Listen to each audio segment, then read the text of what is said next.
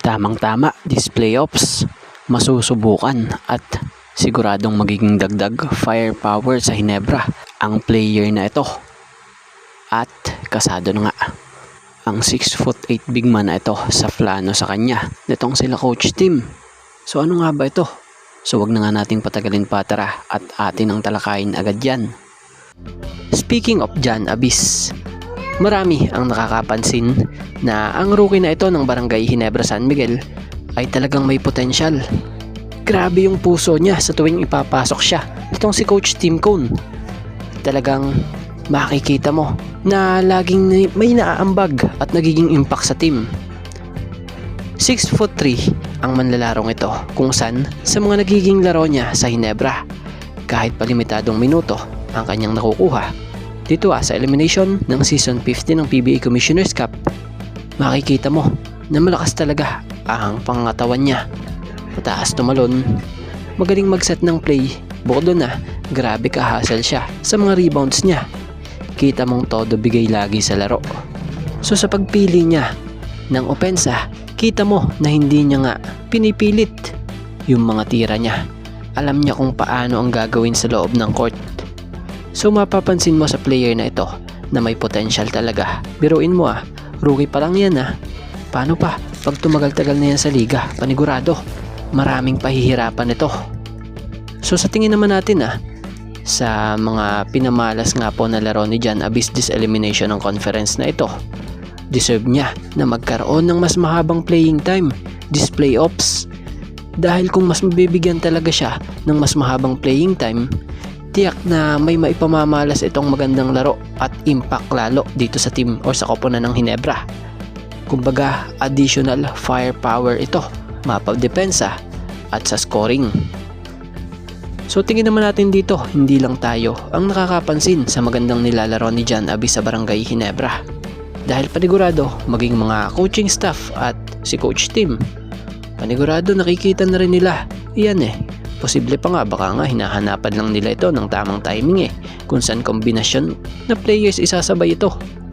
So yan sa opinion natin dito nga sa tingin natin talagang deserve lang talaga din na makakuha ng rookie na ito ng mas mahabang minuto.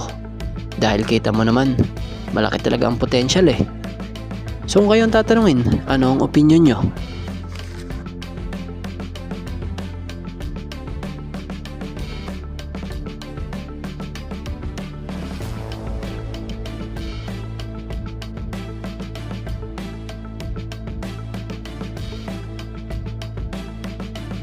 Tila bago ang playoffs nakita naman nating matesting sa elimination round ng Season 50 ng PBA Commissioner's Cup etong si Ken Mark Carino.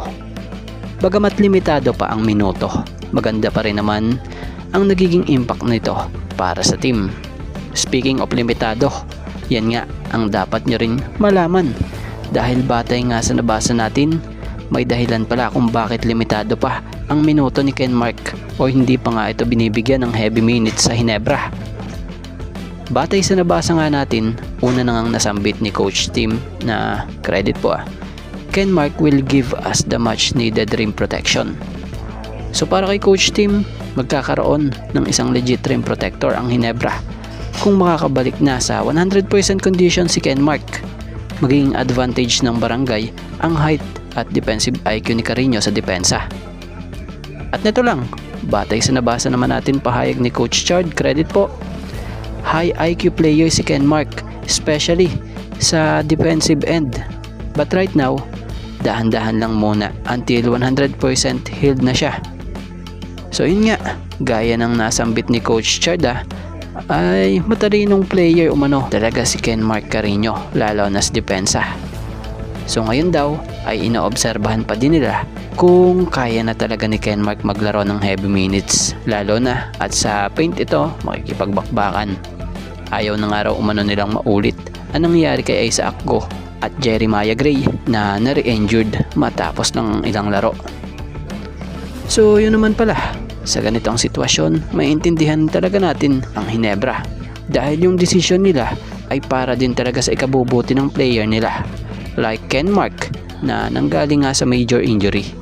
So ang kagandahan ngayon kahit papaano kumbaga na be-break in nila ito at para makabalik din sa dating shape nito. So matatandaan namang si Ken Mark ay isang defensive anchor type of player. All defensive team member nga siya sa rookie year niya. Ganun nga kataas ang ceiling ng manlalarong ito, kaya naman iniingatan ng koponan ang recovery ni Ken Mark. So 28-year-old pa lamang naman siya, kaya mataas ang tsansa na makapag 100% recovery siya sa injury niya.